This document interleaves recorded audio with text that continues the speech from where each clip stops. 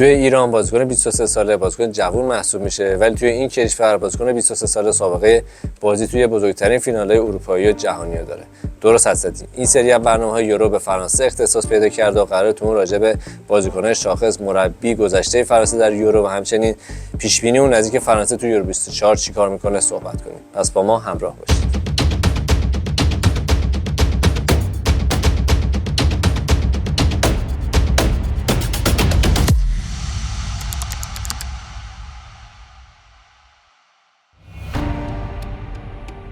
خیلی‌ها فرانسه رو مهد فرهنگ، هنر و نوآوری اروپا میدونن.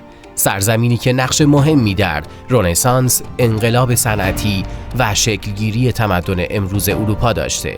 توی این مسیر دانشمندها، نویسنده‌ها و فیلسوف‌هایی ظهور کردند که با آثارشون باعث شدن فرانسه به یک الگو برای پیشرفت توی دنیا تبدیل بشه. فلسفه ژان ژاک روسو، ژان پل سارتر و آلبر کامو ذهن‌ها رو متحول کردند و کسایی مثل پاستور و دکارت هم خدمات مهمی به علم داشتن تا دنیا به جای بهتری تبدیل بشه. فرانسوی‌ها به طور تاریخی همیشه خودشونو توی اروپا بهترین می‌بینن و توی فوتبال هم میخوان اینو باز هم نشون بدن. از عصر تاریخ سازهایی مثل پلاتینی و زیدان حالا به امباپه ها و گریزمان ها رسیدیم. اونا میخوان ثابت کنن فرانسه توی ورزش هم حرف اول رو میزنه و یه امضای قاطع قبل از شروع المپیک تابستونی پاریس داشته باشن.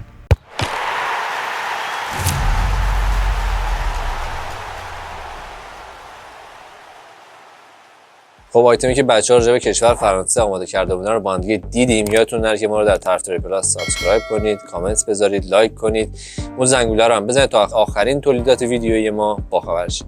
الان می‌خوایم بریم سراغ بازیکن‌های شاخص فرانسه و اول از همه ستاره این تیم ببینیم چه کسیه. علیرضا، خب کسی غیر از کیلیان امباپه نیست. یعنی الان شما در نظر داشته باشید که کیلیان امباپه نه تنها مهمترین بازیکن فرانسه بلکه مهمترین بازیکن کل دنیا هم به حساب میاد. الان قراره بره رئال مادرید. فابریزیو رومانو گفته این انتقالیه که میتونه تاریخ فوتبال رو عوض کنه. کاملا هم درست میگه به نظر من، چون توی این نسل فوتبال که داره کم کم از ستاره ها خالی میشه، از تک ستاره ها، امباپه همون بازیکنیه که میتونه به تنهایی نتیجه بازی رو خودش تعیین کنه و این کسیه که تیم ها از روبرو شدن باهاش هراس داره. آها گریزمان چی؟ خب امباپه رو دیدیم که دورتموندیا تونستن مهارش کنن. امباپه رو دیگه همه میشناسن، شاید نقشه بریزن برای گریزمان. گریزمان بازیکنی که میتونه تاثیرگذارتر باشه فکر کنم. ببین حرف درست، ستاره توی فرانسه خیلی زیاده. در واقع گریزمان هم بازیکنی که همیشه توی تیم ملی میدرخشه. ما یورو 2016 رو داشتیم که آقای گل شد، بهترین بازیکن جام شد. همین جام جهانی 2022 دیدیم که چه تأثیری توی خط هافبک داشت. خیلی بی سر و صدا ولی هر کاری ازش هم بخوام توی فوتبال ملی انجام میده. به اصطلاح از اون بازیکنایی که توی ملی بهتر از باشگاهی میتونه بازی کنه. یه قهرمانی هم نداره باشگاهی، درسته؟ آره طالب نتونست قهرمان شه. اما من همچنان نظرم اینه که امباپه میتونه مهمترین بازیکن فرانسه باشه. چرا؟ چون که اول از همه انگیزه داره اون اشتباهی که جلوی سوئیس انجام داد توی یک هشتم نهایی یورو 2020 اون پنالتی رو که خراب کرد اون رو جبران کنه. علاوه بر این میخواد با آماده ترین فرم ممکن بره به رئال مادرید برای توپ طلا بجنگه و من به نظرم یه ورژن خیلی قوی از امباپه رو توی این یورو میبینم. مرسی علیرضا. الان راجع به پدیده فرانسه صحبت کنیم. حاج حسین، پدیده فرانسه کیه؟ یه نمکی شما اول برنامه ریختی بازیکن 23 ساله توی ایران جوون حساب میشه. واقعا همین کاماوینگا 21 سالشه. شما ببینید فینال جام جهانی رفته، فینال جام باشگاه اروپا داره میره با رئال. افتخاری نیست که مثلا قهرمانی هم داره. یعنی کاماوینگا میتونه پدیدشون باشه. ضمن اینکه از اون بازیکنای چند پسته است، حالا تو رئال ثابت شد که همه پستی غیر از دروازه میتونه بازی کنه فعلا، ولی بازم فکر کنم فرانسه ستاره پدیده کم نداشته باشه امسال. من به نظرم فرانسه تیمیه که همه بازیکناش با تجربه ان غیر از یکی دو نفری که جدید دعوت شدن. چون ما کاماوینگا رو میدونیم که جام جهانی 2022 توی فینال تعویضی اومد، چه بازی هم کرد. به نظرم نمیتونیم پدیده بگیم چون از قبل پدیده بودنش ثابت شده. به نظر من وارن زایر امری، هافبک 18 ساله‌ای که تازه دعوت شده به تیم ملی برای اولین بار توی تورنمنت بزرگ قرار بازی کنه، دقایق مهمی هم به نظرم بهش بازی میرسه، میتونه پدیده اصلی فرانسه توی این فعلا تورنمنت فقط ما باشه. باهاش میشناسنش دیگه. نه اتفاقا، چون که توی لیگ قهرمانان یکی از جوانترین بازیکناییه که توی مراحل حذفی بازی کرده. توی 16 سالگی فیکس پاریس سن ژرمن شد. چنین بازیکنی قطعا میتونه یه پدیده بزرگ حالا یه سوال، امباپه است یا امپاپه آخر؟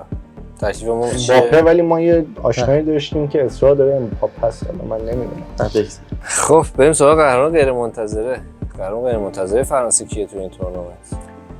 من فکر میکنم که اولیویه ژیرو که میخواد اروپا رو ترک کنه بره فوتبالش رو توی آمریکا به پایان ببره، به نظرم میتونه بازیکن قهرمان غیر منتظرشون باشه. البته مارکوس تورامو دارن که احتمالاً مهاجم اصلیشون باشه، چون توی اینتر خیلی آماده بوده، گل زیاد زده، ولی به نظر من ژیرو به خاطر اون تجربه‌ای که داره و حتی با اینکه ممکنه کم بازی کنه و کم بیاد تو زمین، تو همون دقایق کم میتونه تاثیرگذار بشه. تورام پسر همون لیلیان تورام دفاع فرانسه جام جهانی 98 درسته که رکورددار بازی ملیشون هم بود که لوریس رکوردش رو شکست، تو یوونتوس کلاً بازی میکرد. آره. تو جشن قهرمانی اینتر هم رفته بود پیرن اینتر رو پوشیده. کلا 2 تا گل ملی داره، اونم 2 تا هم نیمه نهایی جام جهانی زد درسته جلوی کرواسی.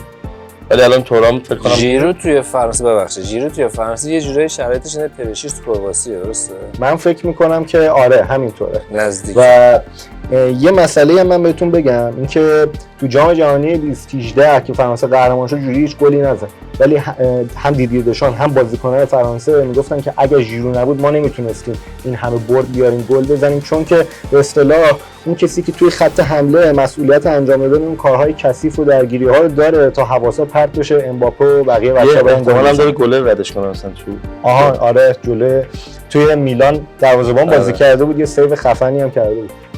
خب مرسی. حالا شما نظرتون چیه؟ فکر می‌کنید که فرانسه ستاره‌اش کیه، بازیکن پدیده‌اش کیه و این ستاره غیر منتظرش توی این تورنمنت کیه؟ بریم یه آیتم دیگه از تیم ملی فرانسه و پروسا ببینیم، برمیگردیم.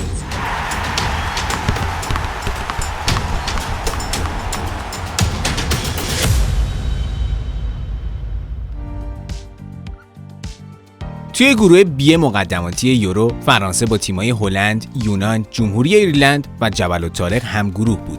گرچه گروه کمی سخت بود، اما فرانسه با اقتدار صدرنشین شد و یکی از راحت‌ترین صعودها رو داشت.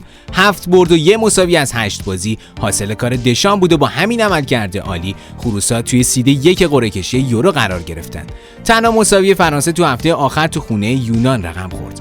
بازی که فرانسوی‌ها براشون کاملاً تشریفاتی بود.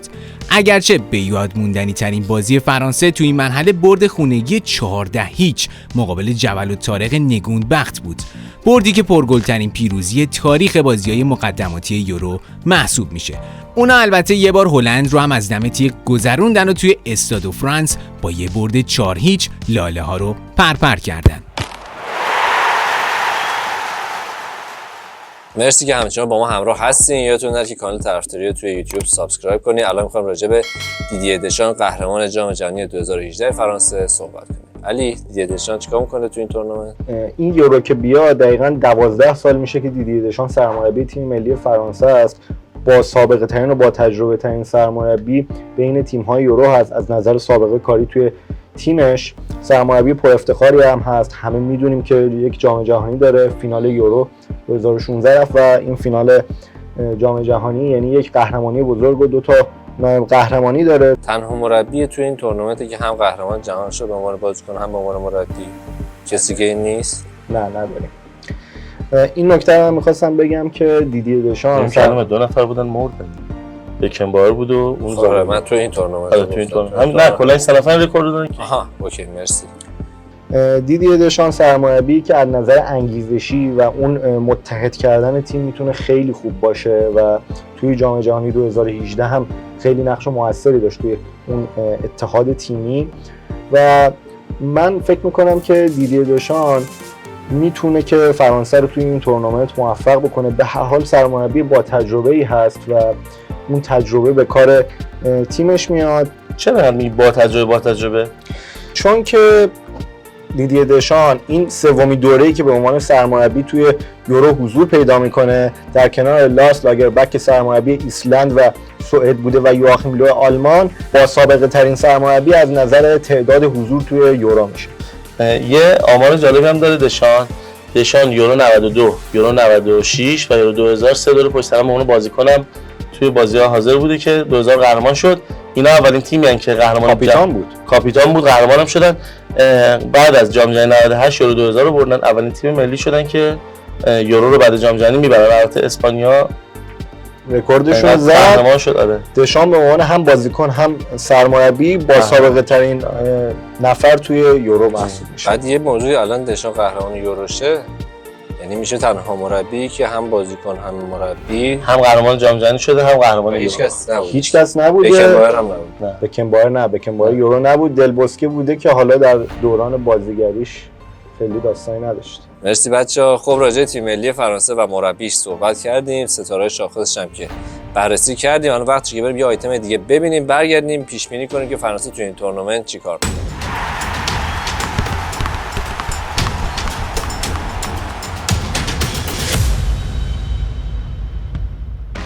فرانسه که برای 11مین بار در جام ملت‌های اروپا شرکت میکنه، با 2 قهرمانی، 1 نایب قهرمانی و 1 سومی، 4مین تیم پر افتخار قاره اروپاه. عملکرد بی‌نظیر میشل پلاتینی در جام 1984 که 9 گل توی اون دوره به ثمر رسوند و هنوز هم که هنوز رکورددار بیشترین گل زده توی یک تورنمنت، باعث شد فرانسه که میزبان اون جام بود اولین قهرمانیش رو ثبت کنه. قهرمانی بعدی 16 سال بعد با گل طلایی دیوید ترزگی مقابل ایتالیا به دست اومد. تو دوره گذشته خیلی‌ها فکر می‌کردن فرانسه به راحتی قهرمانه، اما توی 1/8 کارشون جلوی سوئیس گره خورد و اون پنالتی که امباپه جلوی زومر از دست داد باعث شد خروسا خیلی زود به خونه برگردن. فرانسه یه سری رکورد توی بازی‌های پرگل داره. یکی از پرگل‌ترین بردهای تاریخ یورو مربوط به پیروزی 5-0 اونها جلوی بلژیک تو یورو 1984. توی پرگل‌ترین بازی تاریخ یورو هم رد پای فرانسه دیده میشه، جایی که تو اولین جام ملت‌های تاریخ 5-4 به یوگسلاوی باختن. این هم باید اضافه کرد که پلاتینی تنها آقای گل فرانسوی تاریخ یورو نیست. آنتوان گریزمان تو یورو 2016 که فرانسه میزبان به پرتغال باخت و نایب قهرمان شد، 6 گل زد و در کنار آقای گلی بهترین بازیکن جام هم شد. مرسی که همچنان با ما همراه هستی. یادتون نره که کانال طرفدار پلاس رو در یوتیوب سابسکرایب کنید و زنگوله رو هم بزنید تا از آخرین ویدیوهای ما باخبر شید. الان میخوایم با بچه‌ها یه صحبت و یه پیش بینی راجع به فرانسه در یورو 24 داشته باشیم. یه دقیقه قبلش این آیتمی که دیدن باز راجع به تاریخچه بود. یه نکته جالبی داره. بیشترین گل زده توی یک دوره جام جهانی مال ژوست فونتن فرانسوی با 13 گل. این رکورد توی یورو هم دست میشل پلاتینی فرانسوی با 9 گل توی دوره. چه سالی؟ 8 تا بازی 9 تا گل زد سال 1984 که حتی تو فینال هم یه گل زد که اصلا باعث قهرمانیشون شد. نکته جالبی بود. بریم سراغ پیش بینی و اینکه توی چه گروهی هست. اول بگم. بذار اول بگم. من خودم فکر میکنم که حالا فرانسه با توجه به امباپه و بقیه بازیکن‌ها و شرایطی که داره، فرانسه توی این تورنمنت حداقل فینال میاد. یعنی فینالش به نظر من احتمالش خیلی بالاست. من جات بودم یه خورده احتیاط میکردم. بذار سریع بگم. توی مرحله گروهی یکم کارشون سخته، چون که با هلند، اتریش و لهستان هم گروه ساده ای نیست. به هر حال یکم چالش دارن. اگر بتونن صدرنشین بشن که به نظر من هم میشن، به تیم دوم گروه F میخورن. احتمالاً یا ترکیه است یا جمهوری چک حریفشون. به نظرم میتونن از صد این حریف بگذرن. بعدش تیم اول گروه ای در انتظارشونه. من فکر میکنم اگر اتفاق خاصی نیفته بلژیک بتونه به اون مرحله برسه. فکر میکنم که بلژیک هم خیلی نتونه دردسر ایجاد کنه. میرسم به نیمه نهایی، اونجا ممکنه بخورن به انگلیس. یعنی این خیلی پیش بینی سختیه که ایتالیا ترک میخوره. آره دیگه. آره ولی اونجا فعلا هوای بیلینگامو داریم چون هست. بعدم میاد. فرانسه انگلیس ترکیه هم شما ترکیه هواداری زیادی داره تو کشورها هستن که تیم ترکیه رو دنبال. درست. حسین تو چی؟ منم تا قبل از صحبت‌های نجاتی با شما هم نظر بودم. ولی نه، به نظرم بازم فرانسه میتونه برنده باشه.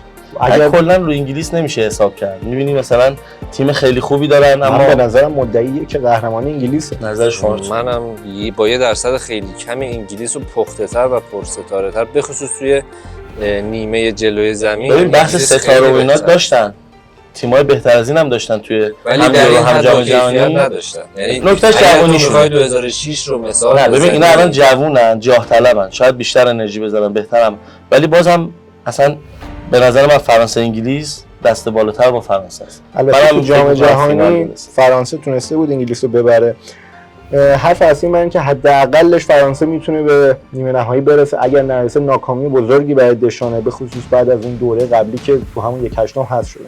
ولی اگه انگلیس رو بتونن نیمه نهایی بزنن و برن فینال میتونن شانس قهرمانی. از اون طرف چی میاد فینال؟ یعنی جدول اون سم پرتغال و آلمان و اینا هستن دیگه، حالا اسپانیا، ایتالیا. همین قهرمان از این ور. مرسی از شما که با ما تا اینجا همراه بودید. شما به ما بگین که به نظرتون فرانسه تا کجا میاد؟ یا میتونه امباپه و یارانش قهرمان شن توی این تورنمنت، یا اینکه نه جلوی انگلیس به مشکل میخورن، یا اینکه اصلا قبل‌ترش شاید نتونن صعود کنن و مراحل بالاتر برسن. مرسی که با ما همراه بودی. یادتون نره که کانال طرفداری رو سابسکرایب کنید، برامون کامنت بذارید، ویدیومون رو لایک کنید و زنگوله رو بزنید تا از آخرین تولیدات ویدیوی ما باخبر شید. با ما همچنان در ارتباط باشید. خدا نگهدار.